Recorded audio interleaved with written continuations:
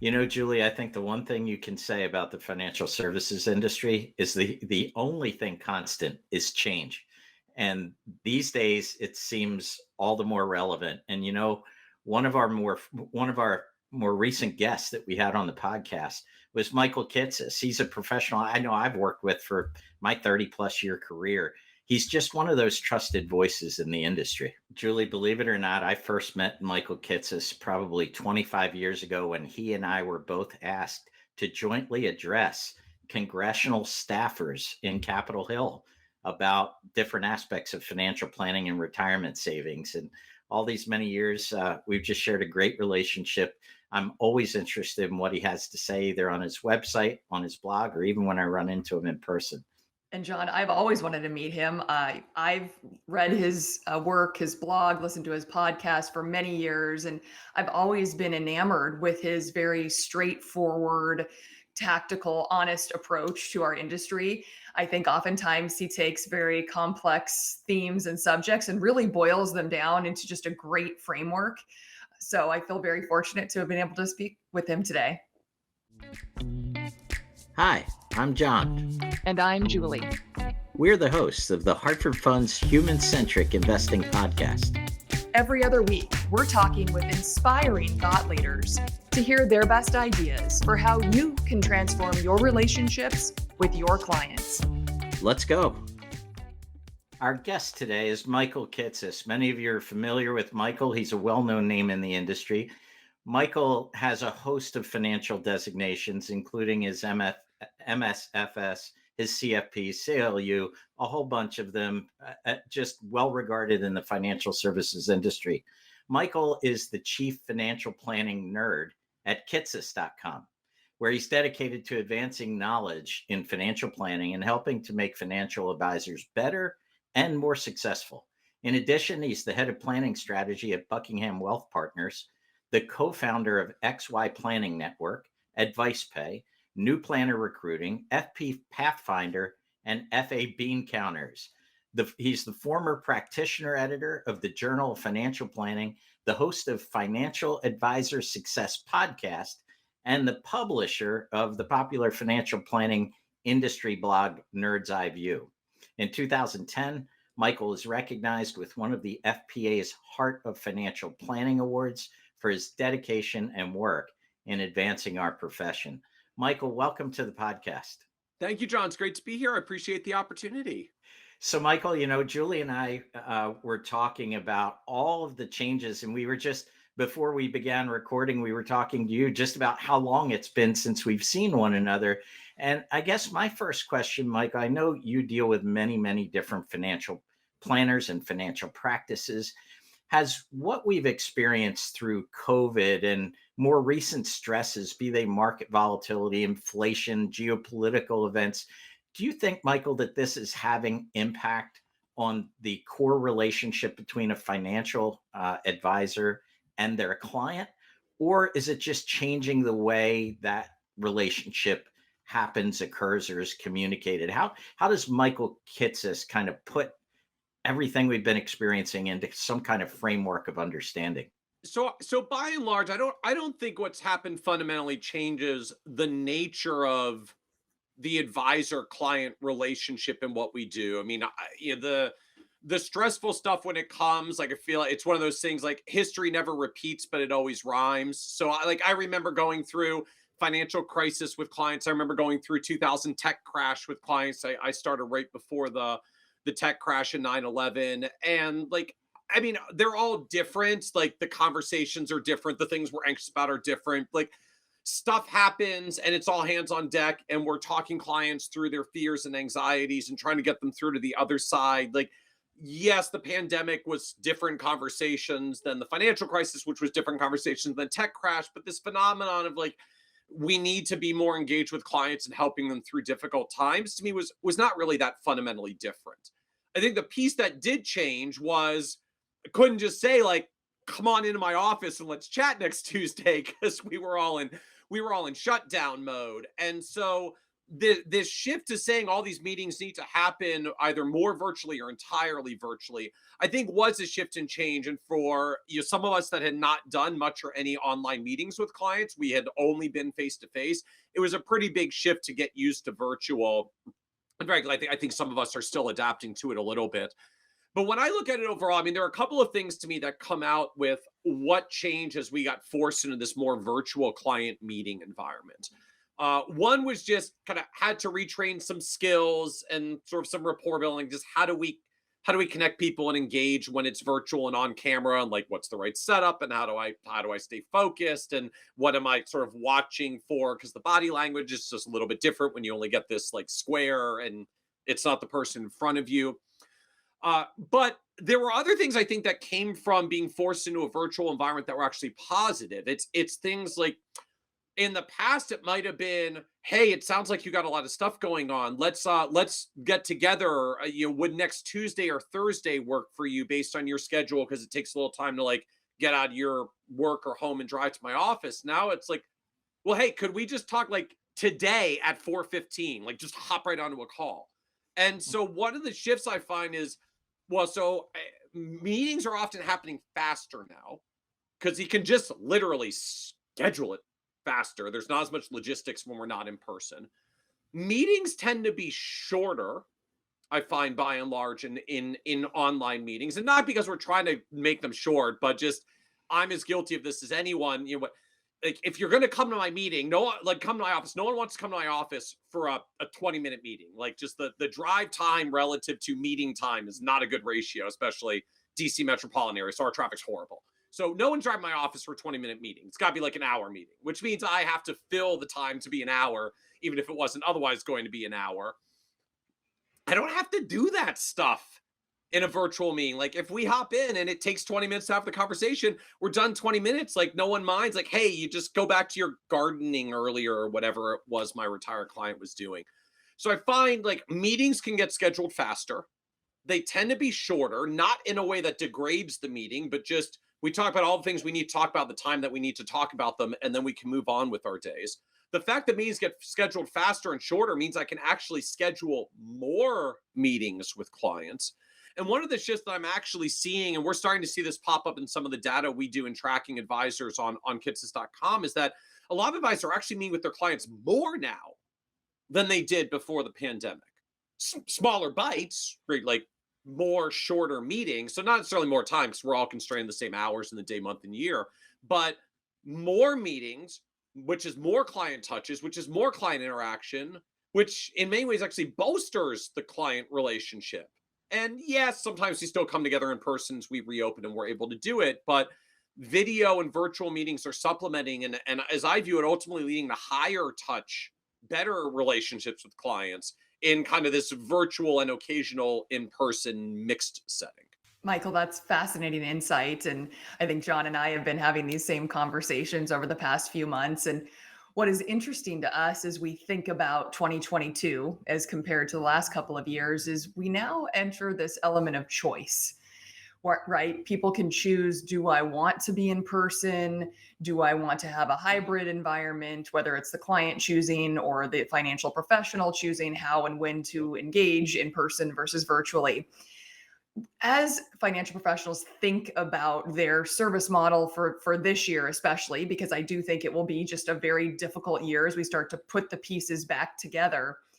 What is your We're still guidance on the transitioning value? back to what normal world looks like again, and what's Exa- normal exactly. anymore. Right. We're on this glide path to kind of figure out what does that look like. And so I think 2022, like I said, will be a very interesting year.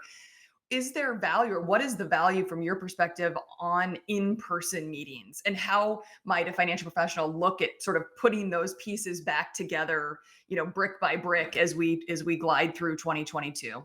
So at a high level, when I think about why in-person meetings or where do in-person meetings still come up, I mean, I think I probably view this in three domains. So first, just there's some subset of clients, just they like personal, they like in person, they don't like all the technology things. We often put that in an age demographic, but it's actually not even specific to age. Just some of us, like, we like to sit across from others. We don't like the camera thing. And so there will always be some segment of clients who are just going to say, I want every meeting to be personal in person. And if you don't do that, I'm going to find me another advisor, preferably one within no more than a couple of miles of my house or place of work. And I'm going to go see them in person. So some segment of consumers, not huge, but not zero, just they will always want in person. They will go for it as much as possible. For most of the rest, we have found though, like some portion of virtual, some fairly heavy, sometimes portion of virtual works entirely fine. And so I think about where does in person still come up outside of virtual? To me, it really comes down to two primary domains. Either there's a weighty issue that deserves a little bit more personal in-person time, right? You're going through a major life event transit, like you just got divorced, your spouse just died, like you actually pulled the retirement cord after 30 years, and your life's in complete change and flux because of the dynamic, and just there's some weighty conversations that need to be had. Why don't you come in? Like, let's sit down in person.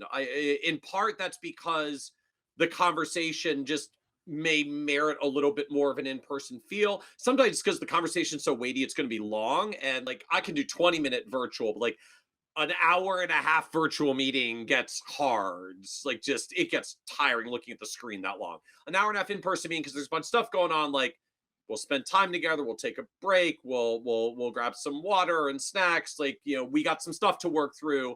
We're going to have some physical space and some space to do it. And that kind of longer heavy meetings format I find still works very well in person. So heavy issues I think will continue to pull us in. And what I think I'll just call kind of the relationship building meetings. I mean, there are times when we do meetings with clients, like, I just want to build and cement the relationship. And yes, I can do that with some shorter, high frequency chit chat because we're doing video check ins more frequently. But at some point, just, I mean, human beings across most cultures have ways in which they come together, breaking bread together as a time of social connection and bonding. Kind of, we're herd animals. I think it's part of just how we're wired. And so that idea of periodically, I still want to come together in person for our clients for an in-person meeting so that we can break bread and spend time together, maybe not talking about the business as much, but just connecting as human beings. That just doesn't work the same way in a virtual environment. I've even seen that for some advisors that have gone so far as to run what are essentially entirely virtual practices. Everything's virtual, but every now and then, like, I'm in my client's area, they're in my area, we sit down. It might be the first time I got to sit down in person in 2 years, but then it feels so rewarding and positive to take this entirely virtual relationship. Like, finally, it's so good to get to connect with you in person. So overall, like, I think of in-person sticking around in three ways. There's just the clients for whom it's a flat out communication style preference. They're not going anywhere. There's the weighty conversations, deep conversations and longer conversations where it's just hard to do that virtually.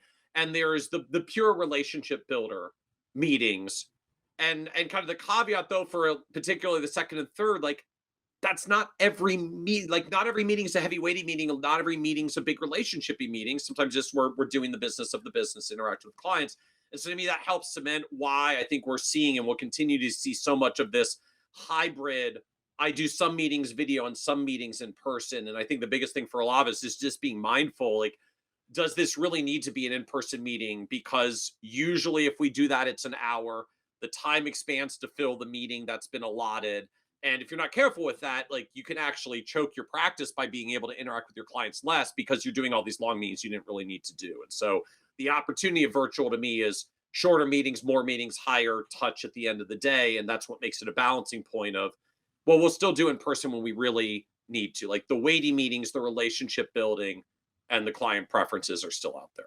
So, Michael, I have a question for you relating to the content, really, of the meetings that we have with our clients. I think, as you mentioned just a few moments ago, we're always going to have the volatility, financial uncertainty type conversations. They just always rear their ugly head every so many years. But a question I have for you is, when we think about the Great Resignation, as it's so been called, I know you're familiar with the work we've done with Joe Coughlin in the MIT Age Lab. And Yeah. I was speaking to Dr. Coughlin the other day, and he said, at the beginning of the pandemic, we saw a lot of older workers leave the workforce because they said, I just can't do this, right? I'm most Yeah. susceptible to the virus. I'm within a couple of years of retirement. I'm out. But actually, what he told me was we may actually be facing a greater resignation now when people are saying, not, I can't do this. They're saying, I don't want to do this. I guess from your standpoint, job changers it's kind of a phenomenon that's always been out there. But do you see financial practitioners moving forward having to deal with more of the great resignation ramifications, if not just straight retirement, of retiring, starting a new business? What does that mean for me for a savings and spending and budgeting and all that kind of stuff? Do you think we'll see that impact further on down the line in our industry? You know, yes and no. Most of us historically worked with either, well, retirees, so like moot point, I peace out it a long time ago, or people transitioning into retirement, in which case, like, I'm working with you to get to the point where I don't need to work.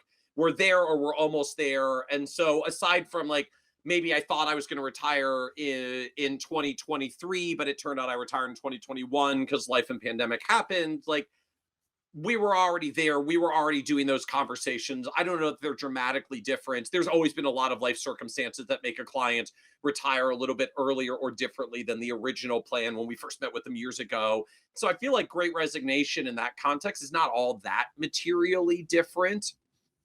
The part to me that I think it will show up more in our financial planning realm is frankly, I guess, well, to use a lot of the media jargon that's out there these days, like I think it's less about the great resignation dynamic and more about the what essentially is the fire movement, the financial independence retire early movement.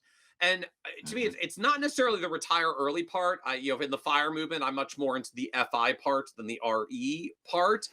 But this phenomenon of thinking about financial independence and what you do when you get to the point where work can be financially optional for you. And I mean, one of the questions I've always loved to talk to clients about or talk to prospects about, even when they start talking about retirement, is to say, like, if the money you made didn't matter, what kind of work would you want to do?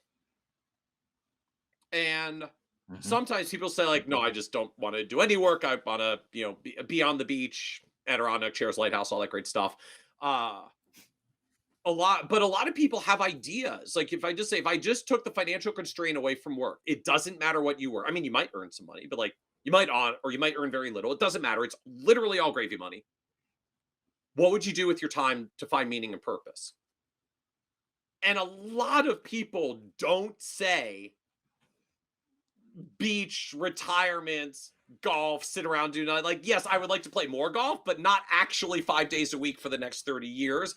Some point it gets a little bit boring with the same foursome going out on the same couple of courses over and over again. The weightings change, like, my work golf ratio might change, but zero work all golf doesn't necessarily end up being the outcome. And so when you start bringing that in, just I find all sorts of conversations. I mean, I had a client who spent years ago who spent 30 years as an engineer, and her hobby was she kind of had a little bit of an artistic flair on the side. She liked to make window treatments. Like, that was her hobby thing on the side that she had had for years and years. And so eventually, after 30 years, like, she retired from being an engineer and she opened a business to make window treatments. She's like, to do it. Like, she did it. Her friends thought she was wonderful at it. Some of them would say, like, you should do that for me. I would pay for what you do. And so she did it. I don't think she ever made more than $10,000 a year. It was not big career. This was not like, an entrepreneurial endeavor. And it turned out she was one of like the silver entrepreneurs that made a bajillion-dollar business. Like, she made what's essentially most of us would call like a side hustle. It was purely optional. She completely enjoyed it. She loved doing it because of what she enjoyed doing already. She took the money and used it to take extra vacations through her 60s. And just like, it was all splurge money for her, which just amped it up further. She did the things she liked and made extra money to like it more. But that conversation wasn't even on the table for her. Like, we're changed. You work and accumulate. And then you get to the point where you stop working and life is different in retired realm. So to me, like, a lot of what the great resignation is stirring up is you don't have to just accept this paradigm where you're a slave to a particular job and company for your whole career until you're not, and then you're done and work is over. This is much more of a spectrum of what you do, when you do it, how many hours you do it, what you earn. You don't always have to be at your max earning years right until you go to zero. There are like glide paths and part-time work and optional work and entrepreneurship that doesn't need to make as much money. And just once you put all those conversations on the table, they're very different and much richer conversations. I feel like that can come from a great resignation end, right? Like, do you want to stop doing the work that you're doing, but maybe not stop altogether? What else could we be doing? Sometimes it comes from the financial independence ends. Like, you're pretty much getting to the point where work is optional, but you could still do stuff and it just gives you extra money to have fun with. Like, what would you want to do with your time if you didn't matter how much money you made from it, but you could if you wanted to. And those are the conversations that I see cropping up. So I kind of see this connection of financial independence and great resignation. It links to the same phenomenon, which is I want to be a little bit more flexible on this spectrum from all work to zero work, because there's actually a lot in between those lines that a lot of us want to spend more time in. Michael, I think that's such a powerful and frankly such a positive conversation to be having, especially in a world right now where there are so many things going on, right? So much volatility, so many changes happening. At times, it's hard to even keep up. Do you find when you're talking with advisors and their clients that, in times especially where lots of somethings are cropping up, that people want to do something? And how do advisors help clients not necessarily do the wrong things, whether it's with their portfolio or make a rash decision on either retiring or not retiring? Are there other great questions or concepts that you're finding that advisors can engage their clients with right now that sort of help them stay focused on the important things, focused on their own goals, but aren't necessarily doing them harm in the long run because they just feel that human nature to let me fix something right now while I feel like my world is out of control? Yeah, I mean, it's hard to me only because like clients come to this from a couple of different angles and perspectives depending on what's going on.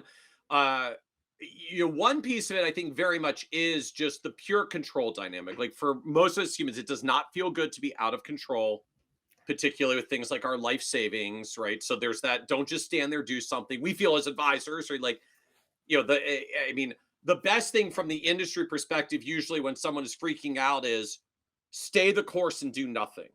And when you're actually a person who's freaking out about the environment, the absolute worst thing you never, ever, ever, ever, ever want to hear is do nothing. Like, no, I want to do something. Like, give me something to do. I need something to do. I can't just stay here and hang out. So, I try to actually read from those conversations and even in the context of the industry to say, instead of having the don't do anything conversation, have the what would be constructive to do. Let's do something. Now, something I'm going to suggest is not let's sell all your stocks and go to cash. That's probably not the ideal thing. But what can we do? Like, what I really like to do at this point? I see an opportunity for us to rebalance. Like, I actually want to do something. It's going to be a little bit different than what you were expecting me to say because you thought I was going to say, let's sell the cash, but let's actually do something. This is a great opportunity to do something, but here's what I would actually suggest we do. Or let's do something. I know like markets are down right now, but this is actually an opportunity to harvest some losses. We can generate some tax savings around this. So obviously, ideally, I would generate no tax savings for you because things just wouldn't go down. But given that they have, this is something we can do that actually helps generate some additional cash flow savings for you. And it helps to mitigate the impact of the downturn that's currently happened. And likewise, sometimes this even comes back to clients of like, what else can we be doing? I mean, do you want to take extra swing time at work? Do you want to ramp up something else to try to increase savings? Do you want to change some of your spending? Like, I know it's not ideal to have to cut your spending, but if you want something you can control, like I can't control what the markets are doing. I can control how much we're taking out of your portfolio or how much we're putting into the portfolio to save or reduce spending to help mitigate the impact further. Maybe there's something that we can do there. But rather than just trying to reflect back, do nothing, stay the course, which that's how I was trained early on as well. And I struggled with that conversation, I think, particularly in 2008, 2009, because just people did not want to stand still. To come up with not to say to clients, we're going to do nothing, but to say to clients, here are some things we think are constructive to do at this point. and put constructive options in front of them. And that was probably the biggest mindset shift for me from kind of like the first 10 plus years of my career to the past 10 years, is getting away from the idea of let's do nothing and stay the course, and getting into the framework of you're right, we should do something. Now, that doesn't mean anything. Here are some things I think would be constructive for us to do. Let's talk about some of these. And again, it's not rocket science stuff, right? It's rebalancing and let's take a fresh look at some of those funds or holdings that we've got and really do diligence to make sure they're still the right fit. Maybe it's tax loss harvesting, maybe it's savings and spending changes. I mean, it's not inventing anything dramatically new here, but it was a mindset shift for me to get away from, hey, we should really do nothing here. The right thing to do is stay the course. Instead say, I understand it can feel really scary when all this stuff is going on. I mean, frankly, as an advisor overseeing clients' portfolios and feeling a lot of responsibility, I find it really scary too. And I know it really feels like we should do something. And actually, I want to talk about what we're going to do in our meeting today. But there are some good things we can do and some things that are not ideal to do. And so I am going to try to focus us on the things we can do that I think are most constructive to still move us forward towards the goals that you're trying to achieve. So let's talk about some of the things that we can do. And that gets received very differently from clients than like, I'm freaking out, I want to do something. You're like, no, do nothing. Like, I want to do something. So lean into that human nature that they want to do something, but give them something constructive to do. So, Michael, I'm going to switch gears on you a little bit. We just have been talking about our clients and their retirements. I want to switch gears to talk about the financial professional themselves. I think, boy, over my 30 plus year career, I don't remember a time where I've heard so much about acquisition, succession planning, exiting the business. And I know you talk with a lot of advisors on these topics. When it comes to the topic of an advisor who's thinking about, they're not 100% committed yet to selling out of their business, but they are starting to think about a succession plan. Are there a couple of things that you see come up over and over again that you tell financial professionals, here are a couple of things you really need to think about as you consider what the future looks like for your practice? So here's the biggest thing to me when we get into this succession planning conversation. We talk about succession planning as essentially like either what happens to your business when you're not there serving your clients anymore, or alternatively, like what happens to your business if suddenly you can't serve your clients anymore, right? Sometimes we get there voluntarily and sometimes life happens. And we kind of mash all those together into what's usually some grand version of you need a succession plan so that if something comes from you, Joey or Jenny can step in for you instead. And you just from the individual advisor end, like, getting Joey or Jenny and getting them to that place, like it's a lot. I mean, we often talk about succession plans like, hey, I got a great idea. Maybe 7 to 10 years from now, when you're winding down, you might want to have a Joey or Jenny there. So you should start now and spend the next 7 years grooming them. They may or may not even stick, and it may or may not work out. And if you count the salary, it'll cost you about $750,000 to $1 million. But hey, this will probably work out. And then we look around and go like, I can't figure out why not a lot of advisors want to build succession plans. Like, that doesn't even sound appealing to me as a business owner, especially since then a lot of people say, well, you're supposed to do this in your 50s because you may retire in your 60s. I'm like, I like what I do as an advisor. If you look, we see this over and over again every time we do research. Like the single greatest predictor of an advisor's income is the years that they have been doing it with clients, which means there's almost like just a perfect continuous curve. No matter how old you are, the older you are, the more you tend to earn. And like, it doesn't even stop in your 60s. It keeps going in your 70s for the advisors who keep going. Because we build bigger networks, bigger firms, more compounding, tend to attract more affluent people because we have more brand and reputation and credibility in the community. Like just the darn growth train never stops. You just get to the point where it's more inbound, less outbound, easier to manage the clients because you've had them for a long time. So basically you make more money spending less time doing things that's really psychologically gratifying as well, otherwise known as you're pretty much only going to get me away from this by, wheeling me out horizontally. Like, why would I leave? Why would I leave? I don't even make as much money by selling as I do by staying for like 2 or 3 more years, and then I'll still own it 2 or 3 years from now. So, for a long time, I've even bought into this idea that we're going to see a succession wave or at least it's not coming anytime soon, because advisors don't necessarily leave because they're eligible for Social Security. We leave because we literally can't meet with the clients anymore, and that tends to come later and later and later thanks to medical advances. So like the reason why all that matters. Here's how I think about it. First of all, I think you have to separate out what I would call true succession planning, which is the like, I'm going to bring in Joey or Jenny and train them and groom them to take over my clients so that there's continuity entirely within the firm. I will have a succession plan.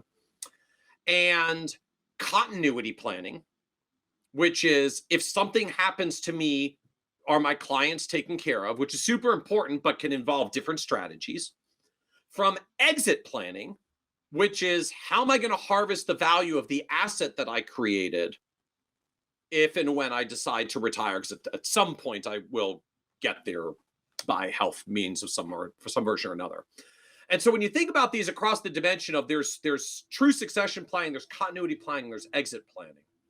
It's important because we approach those very differently. A succession plan is one way to tackle all three. I mean, if you have a full-on succession plan, it's working and executing, it covers the succession, the continuity, and the exit because they can buy you out. But when you start separating those out, what you find is there's other ways to handle this.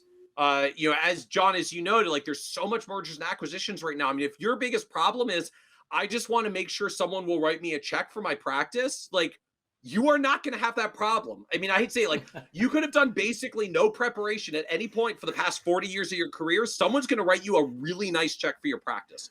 Now, you might get a nicer check if you spent more time preparing it and creating some transitions and systems and infrastructure. Like, that stuff still impacts the valuation. But there was a point 10 or 15 years ago where if you didn't groom your successor, there was literally no one to buy it. Like if you died, the value would just vanish and dissipate. That's really not true anymore. There are buyers at pretty much all the way along the spectrum. You can improve your valuation by taking certain steps to make it more prepared for sale and more saleable. But you don't need a succession plan to get pretty much all the money out of the value of your practice. That just happens to be one pathway. Likewise, when you want to figure out continuity, like, yes, having a successor in is one way to do it, but there are a growing number of firms out there that will help you with your continuity plan by saying, if something happens to you, I will step in and buy your firm. Now, we used to do that historically as advisors with like the crosstown agreement. John, if something happens to you, I'll take your client. If something happens to me, you take mine. But the truth was neither of us actually wanted that to happen because if something happened to you, I already got a full client base. My full client base was your full client base. I am not actually ready to handle. But because there are so many larger firms that have scaled now, to go out in the marketplace and say like, hey, I want someone who can take over my 50 or 75 or 100 or 200 clients if something happens to me. And a firm comes in and says like, we have 10,000 clients and 152 advisors. We got this. Like, cool. Then you can be my backstop. I mean, even at our firm in Buckingham, like we sign these agreements with a lot of firms to say, like, we're not here to buy you. You can do this for another 10, 20, 30 years. Like if something happens to you, we will execute what essentially at that point is a buy-sell plan on death or disability. And we'll make sure your clients have continuity and we'll make sure that you get some dollars or your spouse gets some dollars. Like you don't have to leave now or anytime soon. And there's no cost to that. Like I don't have to hire Joey or Jenny for a salary for 7 to 10 years. I just have someone who's willing to sign the deal when we sign when something happens. And so when you think about it's that interesting, spectrum, Michael, like, because also if I hire Joey and Jenny and then I decide when I get within a year of the date I'm supposed to step out that I'm not ready to yet, it can blow that practice apart, right? So along lines of what you were saying, absolutely. about the value one of the phenomena I've watched for a long time is that the process of getting your succession plan ready to exit is one of the biggest drivers to cause advisors to not want to exit. Because what happens is when you finally get like Joey and Jenny up to speed, you have to create some additional infrastructure, some new systems, some transferability of what happens. Other people can handle tasks that used to fall on your shoulders. And basically, the business feels a lot less pressured and a lot more pleasant to be in because you actually delegated a lot of stuff that you had been mean to for a while but never got around to. And now that you're there, you don't actually feel the pressure to go out that you did before you had Joey or Jenny, because then it was all on your shoulders. So like the whole process of getting the successor ready often becomes a thing that makes you not want to actually do the succession plan, which is why there are a lot of advisors out there that are on the 7th year of a 5-year succession plan that still has 5 years to go. Because like I mean, we don't do it maliciously at all, but like as we approach the goalposts and get ready, we find that we want to move the goalposts because it's actually changed our circumstances in some positive ways. That means I don't want to exit the way that I did before. So the key point to it, I mean, look, I've been involved with next generation advisors and support next generation advisors from the start. Like I founded Next Gen almost 20 years ago for trying to support these conversations. I love me some succession planning and more career opportunities for younger next generation advisors. Don't get me wrong. Like I hope we are all hiring as many of the Joeys and Jennies into the industry as we possibly can. But just recognize the reality, like from the founder's end, we used to view that path as the only way to solve for succession, continuity, and exit.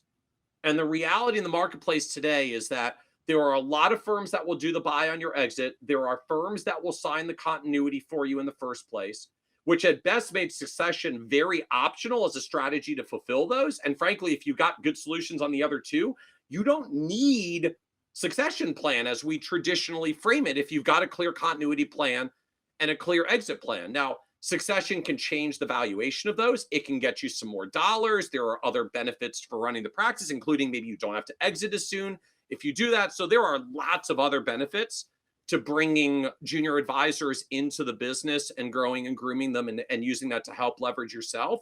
But to me, the big shift that's happened in the landscape is that's not the only path to get to the continuity or exit scenarios. And frankly, for a lot of firms, it's actually not even the financially best path. Like an external party who writes you a check for full market value is often better than paying Joey or Jenny for salary for 5, 7, 10 years, and then doing a discounted valuation on an internal sale to them. So if you want to do that because you want the continuity, you want the culture continuity, you want to make sure the clients are served exactly the way that you serve them, and you're not sure you can find that from an external buyer, the only way you know that for sure is I'm going to hire them, I'm going to train them myself, and I know exactly how they're going to be served because I made it that way. There are a lot of reasons why we still stick with that plan. But at the end of the day, when you look at just these studies every year where the overwhelming majority of advisors don't have succession plans, despite the industry spending 10 plus years saying succession plan, succession plan, succession plan, like this is why. And frankly, my guess is we're going to see the number of succession plans go down in the coming years, simply because the number of buyers that are willing to facilitate exit plans and continuity plans keeps going up and are picking up the valuations. So succession really has to be a conscious decision to say, this is how I want to see it end. Like I want to see the continuity. I want to see my firm live as it was with someone else. I want to see my clients served exactly the way that I want to see them served by training someone who will serve them that way. And a lot of us do have that proclivity, I think, particularly in the independent channel. Like we hang our own shingle because we want to see clients served a certain way. That's why we started our own firm, make sure they're served exactly that way. So I certainly don't expect succession planning to go to zero. It's a very meaningful path for a lot of advisors, but we have a lot more choices than we used to. And it really changes that dynamic when you start thinking separately about succession, continuity, and exit. Michael, it's so interesting. You use the word choice. And I think, my premise has been that the ability to potentially work remotely, maybe that senior advisor can work from the desert half the year or all the year. But again, their income continues to go up, their flexibility, all of a sudden that feels really good. In the desert, but yes. Well, one example, yes. No judging here. No judging here. The desert here is our Florida, but if you think about those options, and all of a sudden, do you think that will continue to impact the timeline for many of these plans? And if so, what would you guide teams that maybe the Joey and the Jenny are on board and they're looking at senior advisor who they thought had the 5-year plan, and that was 7 years ago? Are there any conversation starters for those teams to really begin to come back together and look, each other in the eye and say, okay, how do we devise this new plan given our new landscape, and make sure that we're communicating so these things aren't festering and becoming, team toxic issues? So I think there's probably two key points that I would frame up around this sort of timeline and changing timeline. The first, getting directly to your question. One of the important things to recognize from the succession planning end is if you start down this path with Joey or Jenny, you have to follow the path. because frankly, if you bail out on the path, or you change the path, or you change the path too often, like they're just going to leave, and then you're starting over, which is not pleasant for anyone. But I do find a lot of advisors kind of they put themselves in a little bit too much of a corner with how they set this up. It's like, Jenny, you're going to come to the firm and we're going to do this grand succession plan. In 5 years, it'll all be yours and I'm gone. And then you get 5 years from now, you're like, I don't want to be all gone. You didn't have to make it all or none in 5 years. Like we put that on ourselves sometimes, right? The succession plan could be, Jenny, over the next 5 years, we're going to train you up to a certain level of development skills where you can become a partner here. And you'll have a chance to buy in for 10% of the firm. And over the next 10 to 20 years, there'll be an opportunity for you to increase that stake over time and eventually take over the firm. But I don't have to put this whole, like, I'm going to be out in 5 years. And then it turns out 5 years from now, I don't want to be out. Like, if someone is successoring and they find out that they get to buy in faster, they usually don't complain. The issue usually is slower. So manage expectations accordingly. And it's very reasonable to do so. Like you will I find plenty of successors where if there is a 10 and 20 year path that they can just build their career and eventually buy in and own the firm, and that's what they're looking for, that's valuable. So they do need to have equity opportunities along the way, and equity opportunities that are meaningful. But what is meaningful for a 20 or 30 something coming into the industry is different than what's meaningful as a 50 or 60 or 70 something selling. So a small sale to you can still be a very big sale to them and actually starts to facilitate that. And you can give yourself more time. So don't, it is important to get to some transitions of equity and ownership sooner rather than later. And that just means like in the 5 to 7 years, not 10 to 20. But you don't have to do all of it in 5 to 7 years. Often that's not even feasible for the successor anyways. And if you make it more gradual, you set the expectation for more gradual, you give more room for both.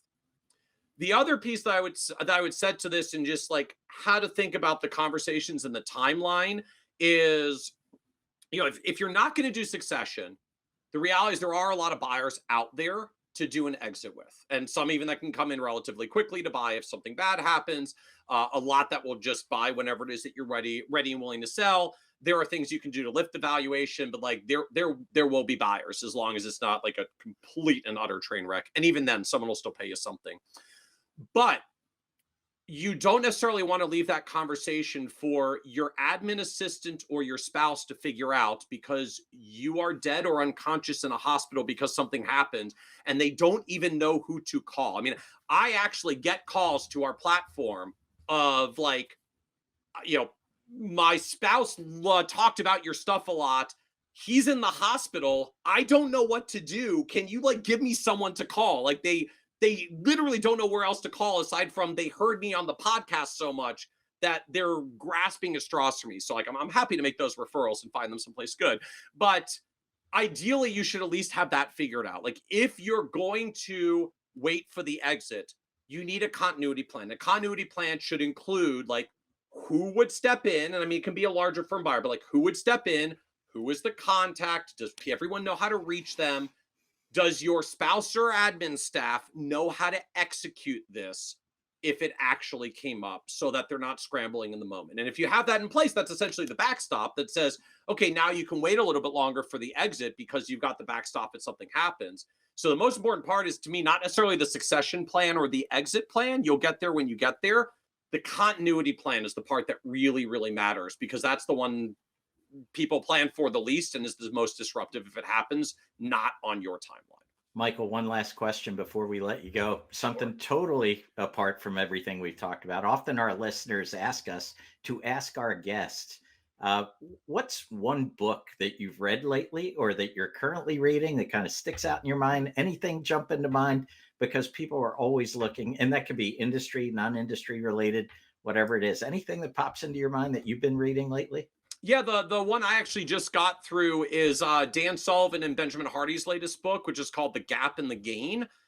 All about how, particularly those of us who set some pretty high goals for ourselves, tend to always like, we look at how far we are relative to the goal, and almost by definition, like you're never there. Even if you get there, then like you set a new goal for yourself, because that's what us goal achievers do. So like you're always chasing the next goal post. And there's some good aspirational stuff about that, but you can also end up beating yourself up a lot about that. The whole framework of the gap and the gain is spend a little more time looking at how much you gained relative to where you were than always beating yourself up about where you're trying to be that you're not quite at yet. And just it's a really powerful, I think, book and message and framing that sometimes we need to spend a little bit more time thinking about the gain and a little bit less time beating ourselves up about the gap. So highly recommend it, particularly for any of you out there that have a little bit of a perfectionism streak like I do. Well, Michael, we can't thank you enough for being here with us today and sharing your My pleasure. insights on the advisor-client relationship and some of those team dynamic conversations that can be challenging but are so crucially important. And for any of our listeners that want to learn more from Michael, please visit kitces.com to sign up for the Nerd's Eye View blog or listen to his podcasts, Financial Advisor Success and Kitces and Carl. Thanks again, Michael. It was a delight to be with you today. Awesome. Thank you. Appreciate the opportunity so much. Take care. Thanks for listening to the Hartford Funds Human-Centric Investing Podcast. If you'd like to tune in for more episodes, don't forget to subscribe wherever you get your podcasts and follow us on LinkedIn, Twitter, or YouTube. And if you'd like to be a guest and share your best ideas for transforming client relationships, email us at guestbooking@hartfordfunds.com. We'd love to hear from you. Talk to you soon.